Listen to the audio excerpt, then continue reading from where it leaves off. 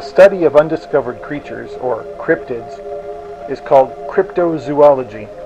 It encompasses a wide field of allegedly real fauna, everything from sea monsters to thunderbirds to the chupacabra. But in the world of cryptids, there's one who stands above all the rest, who's so well known that, even to skeptics and unbelievers, I don't even need to tell you who it is, because you already know. From the oral traditions of the First Nations peoples to the images on your TV screen, Bigfoot has become part of the American cultural landscape. He's everywhere you look. Books, t-shirts, TV shows, movies, commercials for beef jerky, God help us, even pornography. And every week, somewhere in America, the curious and the convinced gather together in groups to share photos, stories, audio and video recordings, and a sense of community for their belief and curiosity about this creature that may or may not exist. Underneath all the legends and the lore, what's the reality? After decades of debate, are we any closer to the answer to the question, is Bigfoot real? In this episode of World of Enigmas, we're heading out to the field to look for evidence. Our expedition begins in Florida, one of the hot spots for sightings of what locals call the skunk ape. For Josh, this is a new experience. For me, it's a trip down memory lane and another step in a journey that began long ago.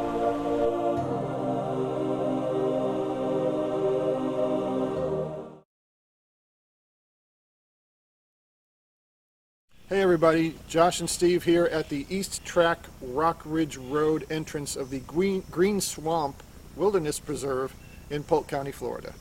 All right, today we're gonna look into the myths and legends of the Florida skunk ape. We're gonna see if we can find any prints, any truth to the legends, and we're gonna start here going down this east track and continue deep into this area. So let's get started. Let's do it. Oh. All right, so I have never hunted for Bigfoot or a skunk ape. What exactly are we looking for? Well, this has been my hobby for many years. This is my first time doing it in the great state of Florida. What you want to look for, there's two schools of thought when it comes to hunting for Bigfoot. Some people feel it's best to go out at night because they're believed to be nocturnal and do a lot of knocking and whooping and you know, banging rocks together and things to try to elicit a response from them.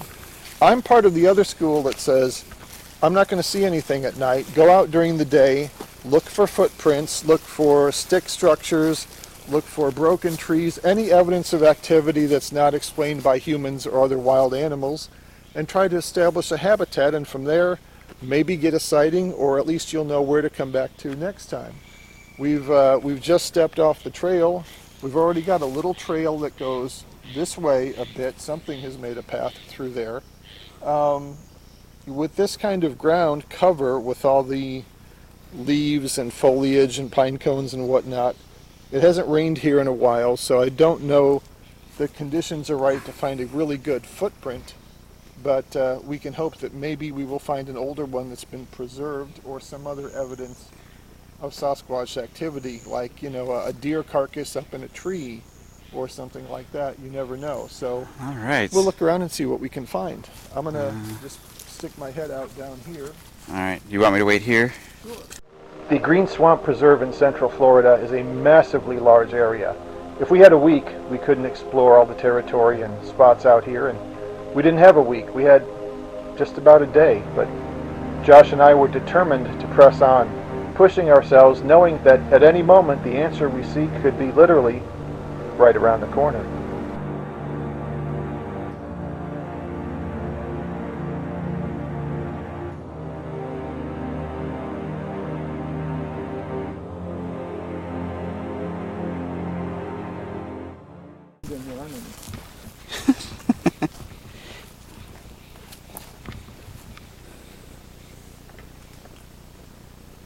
Again, it's the size of a normal human foot. Yeah, I see it. There looked like another one right here, and it's not any bigger than mine. Maybe there. Yeah. Okay. It looked like some people have been trekking through here. Look, there's a whole trek of prints. Okay, and this is a clear enough path that people might have walked down here. Mm-hmm. And the road is And there's no camping allowed back here, so. Right, but I mean day hikers, people hanging out. They're small enough that they're human or they're a juvenile Bigfoot if it's a Bigfoot. You know, I always look for toes. You know, there are those shoes that have the toes in them.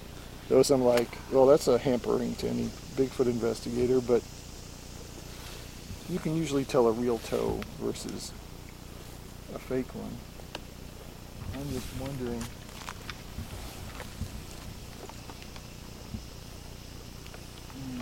God, I wish we just, a nice thick layer of mud would be wonderful.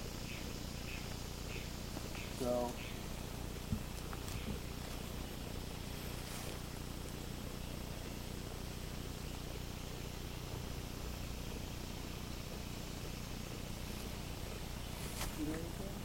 Nope, it's quiet. another one there maybe. Another one there. Finding no real evidence in the part of the Green Swamp Preserve that we were in, we decided to take another tack and approach a nearby state park, thinking that human activity might draw the curiosity of the creatures. That's a common thought and theory among Bigfooters. So we decided to head over to a local state park in the same area to see if our luck might get better. Just lush foliage everywhere.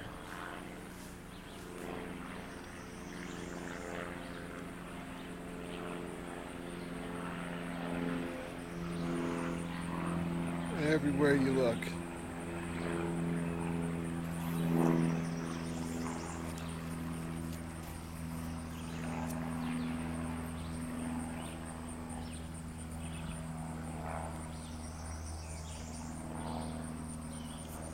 Beautiful, absolutely beautiful.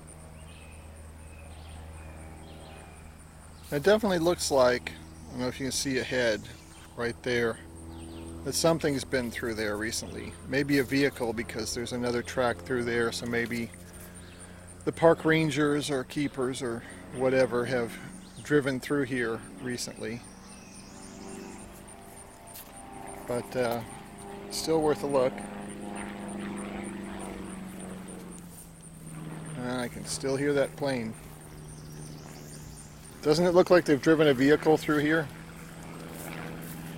Oh yeah. Tracks. So.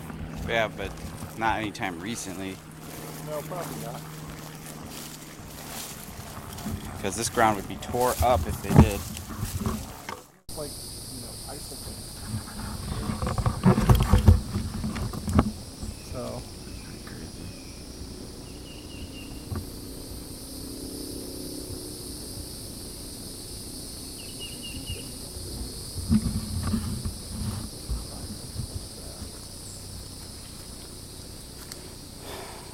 Not seeing it. Oh, and it's really quiet too. Okay, this tree is falling here. It appears to be healthy. It's still got some green leaves on it. We've got the root system here. Was this planted here and fell over? Because I don't see a hole here where this tree was standing up and fell that way because it rotted or there was a storm. Like, it looks like it was placed there, huh? Looks like it was placed here. I don't know about you, but It's a big tree to be... I'd probably have to do a little bit of stretching before I moved that by myself. Yeah, this is true. There is no hole here. So, and there's a stick laid here, probably falling down from up there, but It doesn't look like it grew. that's been laid there. And I don't see any hole here saying this tree was standing here and fell over. It looks placed there. Or am I crazy? Is it maybe that tree? But it still wouldn't have fallen this No, way, you think? this one here is that one. Stretches Okay. across. So let's This look one, at- I don't know where this one would have had to have a hole, because look, it still has the roots attached to it. That's what I'm saying. Where's the hole in this tree? Where it was See, check this one out. Like this one you can tell was here because it's ripped up, ground's elevated, exactly and then it's just refilled with all the sediment right. over time. This one doesn't have that. This one's like completely empty, no ground rooted up, no broken roots, So other than what's been ripped off from the tree itself. we're this far off the trail, and off the trail that we left over there. So if I'm the park ranger, is there a reason that I would come over here and move this tree and put it here?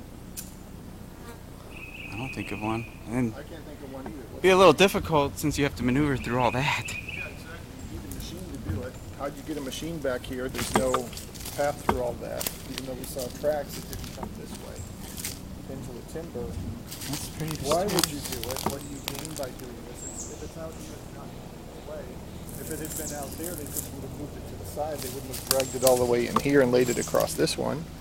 Oh, that's mysterious. It man. doesn't look like it was unhealthy because you've still got green stuff growing on it, if I'm not mistaken. Yeah, well, it looks like it rerouted itself over here. See Yeah. how it goes back down? Yeah. But on the sides, and these are broken off. No hole. See, look right there. It Yeah. rerouted itself. Yeah. It So rerouted itself right there. who put this fallen tree here? Because look, it's like a secondary tree Yeah. growing out of it right here. Yeah. This is the kind of thing I look for. That, you know, the average hiker who's just out here, have a good time, enjoy nature, wouldn't look twice at. But if you look at this and ask the question, why is this here? Because it clearly wasn't here. It was clearly moved here. Because there would, like you said, the earth would be torn up or disturbed. There'd be a hole there, there'd be ground. Right. You could tell that one where the ground is elevated. This wasn't here. That one looks like it went over and everything was uprooted. Yeah. Perfect example, side by side, and that one right there. Right. You know, obviously rotted and fell over. This has no reason to be here. But if you're going to make a nice little bench or resting area or just a mark area off, So could this be a potential structure or marker? it could be some or the beginnings of one. You know, it could be, I'm going to put this here and slowly build up this area. What are alternatives? Alternative thoughts. I think that without a doubt, it did not fall here. The ground is not disturbed in any way. It doesn't look rotted. It looks healthy. You still got green stuff growing on. I'm no tree expert, but bottom line, this tree wasn't here. It got placed here. I don't see a hole nearby where it like fell and maybe slid over. I'm looking in all directions. I don't see a hole. So the tree was put here, as I see it. That seems most likely. Now, did hikers do it? No, we're way off the hiking trail. Well, and hikers And would have how no many people would it hikers take? would have no need to Right. put it here. How many people would it take to move this? And why Definitely would they more do than you and this? me. What is there to gain by doing this? Why would the park rangers and people who maintain the park move this here? It's not in anyone's way out here because we're way off the trail. So question mark. So right? if you're going to go to the effort to move something this large and heavy, you've got to do it for a good reason. You're not going to do it for pleasure. So who had a good reason to put this here? I can't think of a good reason why a park ranger or a hiker would put this here. So this could be. Is this proof of Bigfoot? No, not proof of anything, but the fact that someone put this tree here.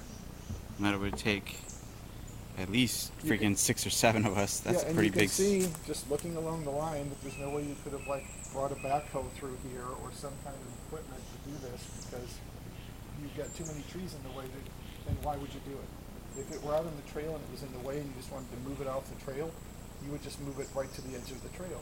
We're 25, 30 feet easily from the border of the off trail from the trail. I mean, we shouldn't even be here. So that to me could be considered kind of circumstantial evidence that maybe there is some activity out here. Huh? It's the most At interesting least- thing we found all day. I Let's say hope- let's go further, see let's- if there's anything else. Let's hope Looks like find we more. might be onto something here. We could be. It's a shame it's not, nothing but mud around here and we have some prints. If we found prints along with that, that would definitely increase our speculation. Yeah. More evidence of more kind of alteration of the natural order. Well, why don't we do a quick sweep of this area before we continue in a direction, because we don't know what we're going to find. Okay. At least we found that, so if we do a quick sweep around, Yeah. see if there's anything else. If not, then we can continue in a direction that way, because see what else is out here that may be out of place. I mean, if you look at it and think about it, it even looks out of place. Look at the size of that spider. Whew. No, thank you. I'm good.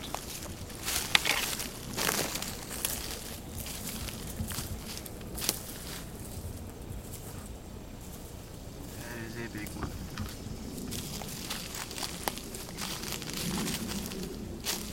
I don't see any like broken trees or limbs.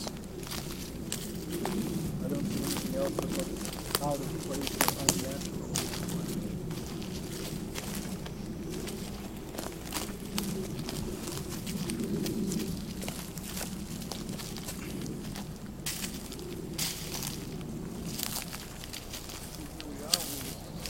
Admittedly circumstantial evidence, but in an area much more closely populated and visited by people. What are these? These nub-looking things look crazy. It's almost like a stalactite or whatever. Stalagmite, stalactite, I can't remember. I can't remember. Seraphim, I can't keep track. So, yeah, but that's what they look like. It looks some kind of weird little magical forest thing. Something very pottery. You know so much Maybe. about nature, can you tell? Huh? You know so much about nature, can you tell? Oh, I almost walked into that one. Whew. It shook. You shook it. Hey, it shook me. We're even. Okay. Let's start doing this. Let's see if I can tell. Okay, here's one. Another spider web. Maybe if I go this way. I don't know, we're getting close to where we were. Yeah. But I don't see more. Hey. Does that look natural? This pine tree? No. This one where it looks like it's put into the tree. Okay. This is a rotten branch. So it's not part of this tree, or obviously the palm tree, so it would have fallen from that palm tree. But then it would have fell on this one right here. It should have fell on this one right here. Unless it's part of that one. That could have like blown down into could have landed here. Yeah, there's, see, look. It's definitely rotted. Well, look, there's only one limb that's broken off way up there, dude. Yeah. Well, there's two. There's the other one. But they're nowhere near this one. But I mean, if it was extended out and it fell, I can see where it could have done that, and it is completely rotten. Okay, I give you that. So- But check this out. Yeah, it is Look at borderline. how the tree is wide. If it would have fell, it would have fell on this side over here, not on the other side. Unless it was way up there somewhere. Hmm. That we're not considering. I agree. It's borderline, but it's nowhere near as definitive as that last thing. Alrighty. Well, And I see the shadow of a spider.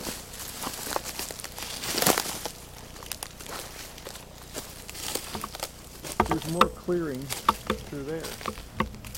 Do we want to venture back that way or no? your choice. Oh, sure. Put it on me.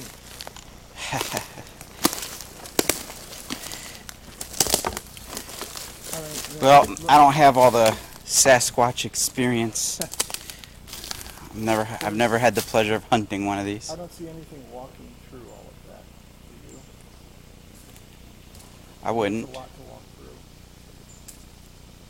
No. animals follow the path of least resistance. Like that?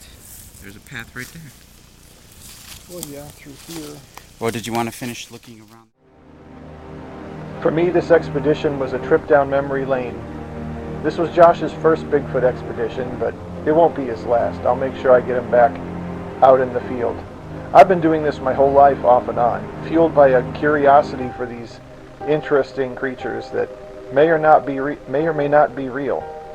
My journey began in my home state of Illinois, and I wondered if maybe a trip back there wouldn't be the next logical step in this journey. After all, it was there that I found the most compelling evidence I've ever personally seen and experienced for the existence of this creature.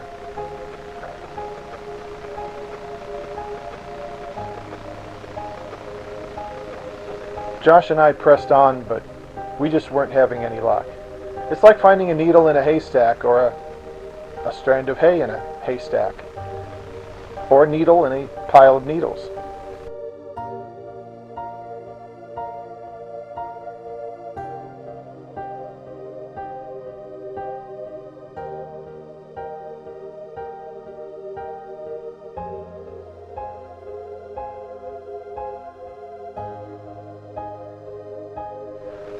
Though we got minimal but interesting results in our Green Swamp area expedition, my trip out there with Josh made me determined to revisit my original Bigfoot hunting grounds back in Illinois. So we decided the best logical step for this episode would be for me to return there to see if I could find more of the compelling evidence that I found in the past in that same area. Most people don't think of Illinois when they think of Bigfoot sightings, but in fact, it's in the top 10 among states with reported sightings.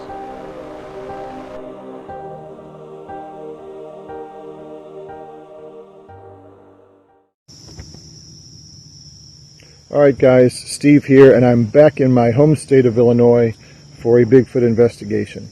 Out here solo, Josh is not here with me, and just a little bit of background.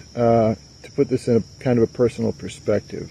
I was born in '66, so I was the perfect age as a kid to get in on the Bigfoot craze of the '70s that followed the release of the Patterson film, what's now known as the Patterson-Gimlin film. And as a kid, I was fascinated with this possibility. I studied everything, I read every book that I could get in the library about Bigfoot, and I thought, what if this is true? What if there's this other creature that's like us, that is just living this whole separate life in our world? And it always fascinated me, and any chance I got, I was out in the woods, and if my family was fishing, I was hiking in the woods looking for Bigfoot. If we were camping, I was out in the woods looking for Bigfoot. And this continued throughout my life. And in the early 2000s, I was living in central Illinois, and I started coming to this little state park here in the heart of central Illinois. I'm not going to identify it because I honestly feel that there were Bigfoots here when I started doing expeditions here, and there may still be. I haven't been back in a few years, but I want to protect them if they are here. I don't want people traipsing through these woods trying to hurt them. But I started coming here about 20 years ago, initially just to de-stress. I was working a high-stress job just to get a walk in the timber, and it reminded me of all my childhood Bigfoot walks. And I started looking for evidence. And the more research I started to do as the internet became available, the more I discovered that this area actually has a history of Bigfoot reports. So I started actively looking for evidence using my background, my minimal training in evidence collection and investigation to start trying to find some evidence. And lo and behold, in this small 3,200-acre park, which is bordered by a residential neighborhood, a horse farm, a corn farm, and has a lot of local traffic, foot traffic, and car traffic through it. A small area you wouldn't think a population of Bigfoot could avoid detection in. I actually started finding a lot of evidence. I found both juvenile and adult footprints. I heard tree knocks. I found stick structures. I heard what's called gibberish, what most researchers believe is their attempt to imitate our speech. And I once even had a rock thrown at me. The only thing I didn't have as a Bigfoot investigator that you want is, of course, a sighting. I tried really hard to learn this park, and I do know it still in and out like the back of my hand. I know the official marked trails. I know all the unofficial old disused trails that the pioneers used 150 years ago. I've walked all of those. I know my way around the park. I don't think I could get lost here if I tried. And I worked hard, as I said, to establish some trust. I wore the same clothes every time I came out to hike so they would hopefully recognize me if they were watching me. I would leave gifts of food, and I did my best to try to entice them to trust me so that I could maybe get a sighting. Never happened.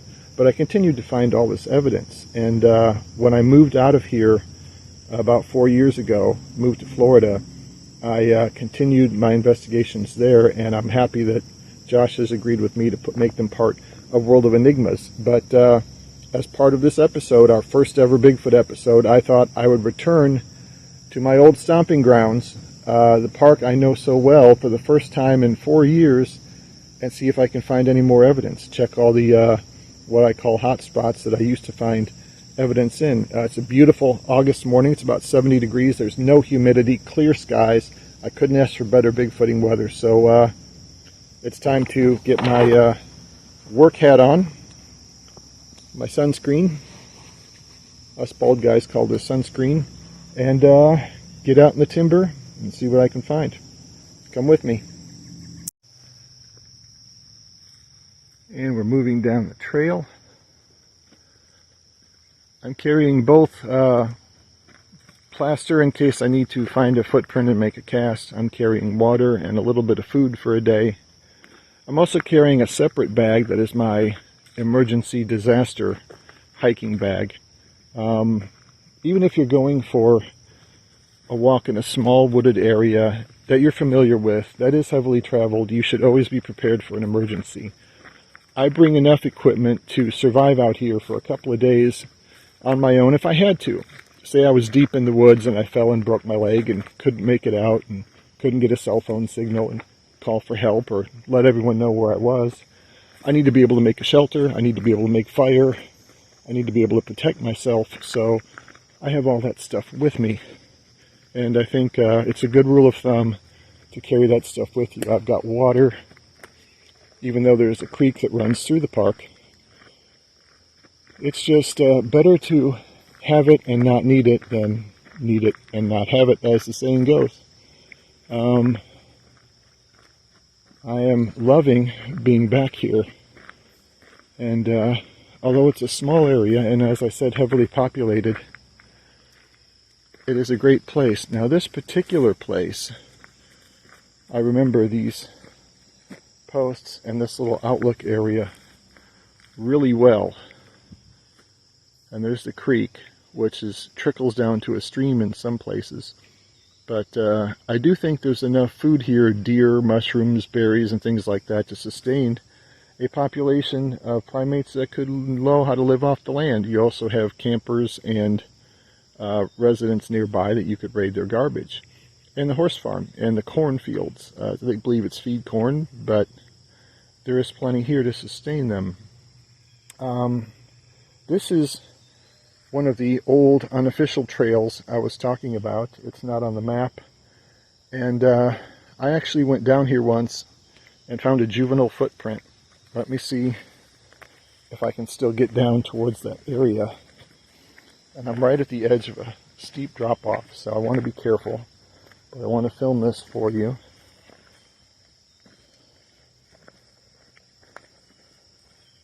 Show you how remote some of these locations can be. The ground is very soft, even though it's the middle of summer.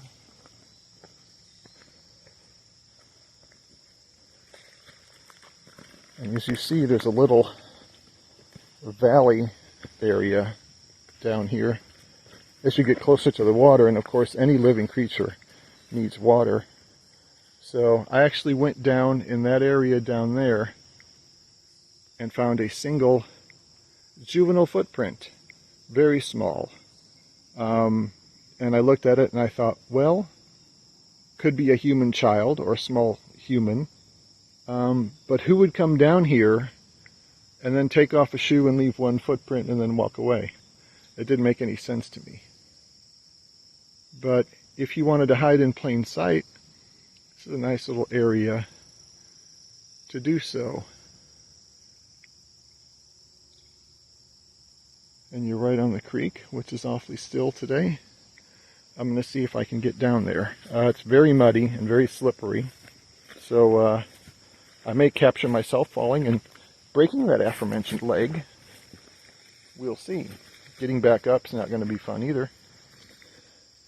But that's the price you pay to be a Bigfoot investigator. Now here's what looks like it could be maybe a human or a horse footprint. Although I don't know why anyone would try to get a horse through here. But, hello spiders. Does anyone like spiders? Even people who keep snakes as pets don't, in my experience, tend to like spiders much. Spiders get very little love. Those people who have spiders as pets and take care of them are a special breed. Okay, I'm down here, and it was over there. Here's an example of a mushroom. I don't know if that's edible or not, and I don't like mushrooms, so it doesn't much matter. But here's a small clearing area. Again, I'm way off the main trail.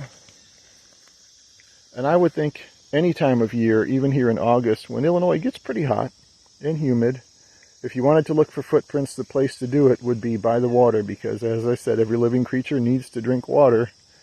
And if they walk down there to the creek to get some, they're going to step in that wet, muddy soil and leave a print. So I'm going to try to work my way down there. I'm going to sign off for now because I'm going to need both hands to do this. Right here off the trail, stepping towards the trail, looks an awful lot like a footprint with toes, doesn't it? Let me get a stick and demonstrate. Those look like toes to me. 1, 2, 3, 4, 5 in there, and an impression and a foot, a very small foot. That's what, 6 or 7 inches long. Could be a juvenile, could be a human child or small woman just decided to step over here, take off their shoes and step in the mud and walk away. I guess that's possible, but seems unlikely. Get a little closer. Interesting. And that's moving up onto the main trail here from that area. So, interesting. We'll see if we can find any more. Now, moving up the trail, obviously, they didn't just hop on one foot. So, are there any more along this way? Not really. Not that are obvious. Maybe one there. Maybe another there under that stick. But again, the ground is hard. Maybe toes there. Interesting. Again, in the past I have found adult and juvenile footprints here. I found one set of footprints that was so large, I think it was 17 or 18 inches long. We should have photos, and I'll try to include them in this episode. And whatever made the footprint had a 5-foot stride. So, not a short person. I don't think I could make a 5-foot distance between my footprints if I ran and jumped. But, very interesting. And there were no signs of, like, a skid. It was in the mud. And if someone had jumped there and hit the mud, it would have, you know, your momentum would have carried you forward. The footprint would have been like sliding forward. That wasn't the case. It was straight up and down. Again, I've got some photos of that. I'll try to get them into this episode or up on our Facebook page, Enigma Web Productions on Facebook. Easy to find us. And I see no more evidence of these small footprints, so let's just keep walking and see what else we can find.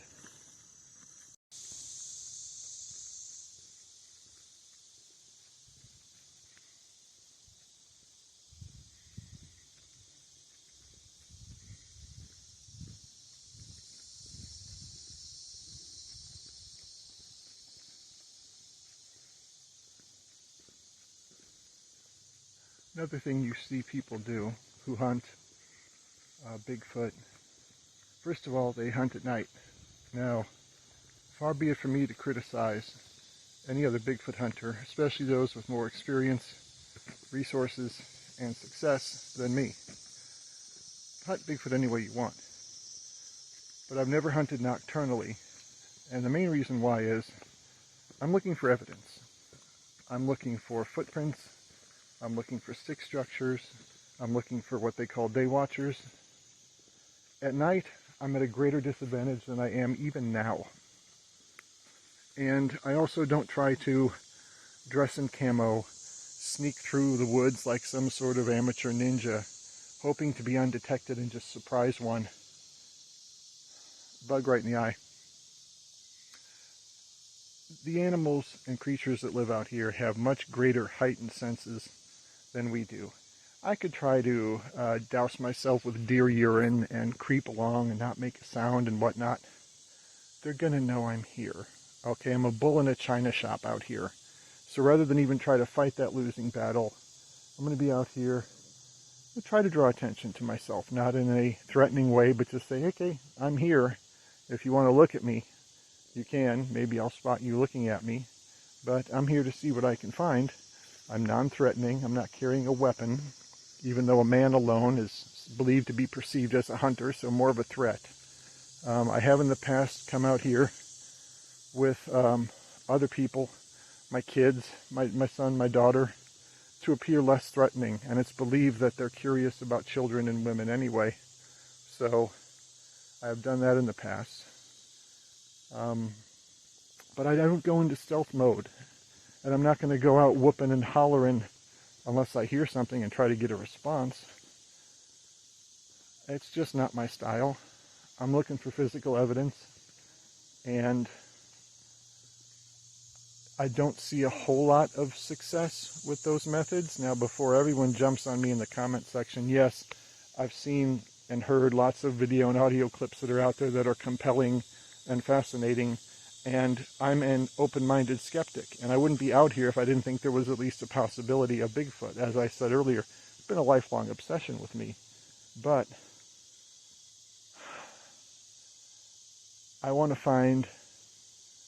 have a daylight experience. I don't want to be at the disadvantage of being out here at night,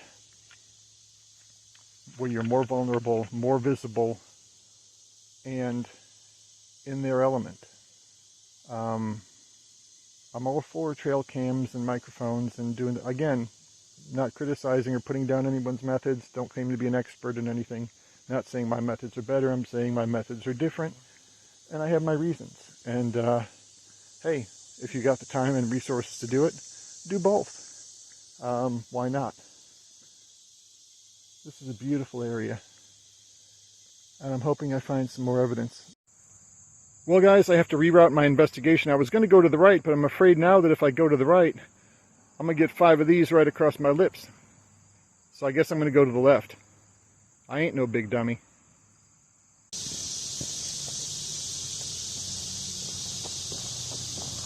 Oh, hey, there you are. Been looking for you. There's 2 kinds of trails in this park, which was established like in the 1840s. Maybe even earlier by hunters, but officially we know around 1840. There's the main trail that I'm on now, and then there's this little side trail that goes off to who knows where. Some of the side trails connect with the main trails, some don't. But this is a really unflattering angle for me, so let me pick you up and show you something.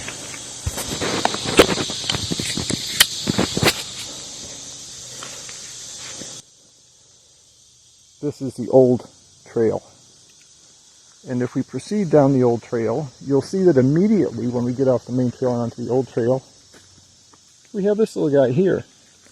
This dead limb, which is from, I don't know, somewhere around here, has been very carefully set right there to be a kind of trail marker in a way. Now, that could have easily been done by a hiker for just their own amusement or just to get it out of the trail.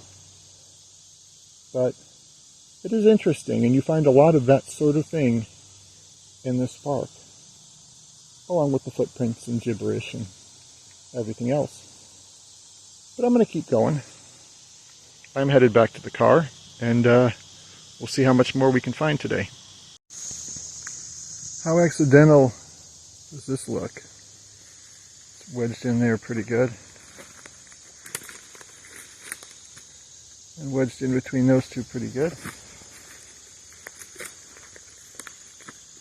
Nice and tight.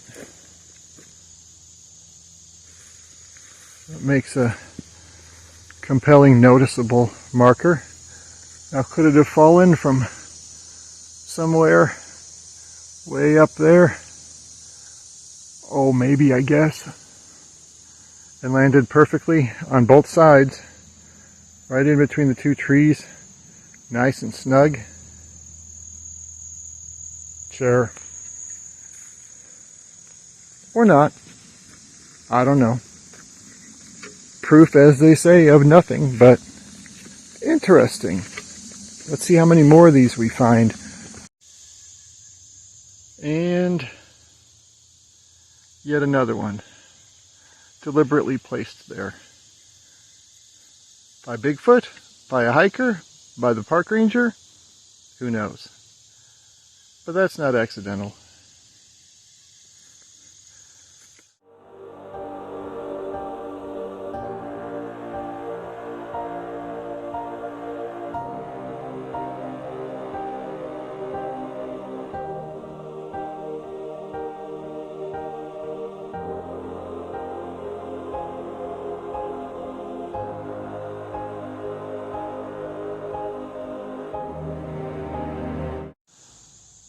Well, after long and fruitful hours of searching for the elusive man, creature, beast, enigma known as Bigfoot, this investigator is calling it a day.